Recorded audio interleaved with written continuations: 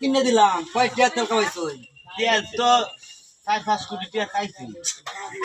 আমি তার কিনে দিলাম সব 16 কোটি টাকা দেয়া 5 কোটি টাকা তেল খাওয়াই আলছো গাড়ি থেকে তেল কি হাইতে বেশি গেছে গাড়ি কিনছিন একবার তেল তো আর একবার বললো হয় না বারবার লাগে পানি বাতরে না দিকে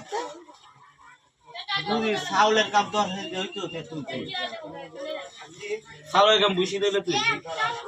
বুসি না কয় গরুর মাটি খাওয়াই পারি না মাটি খাইতো না বাবা আর বাড়ি হয়েছে নিজের বাড়ি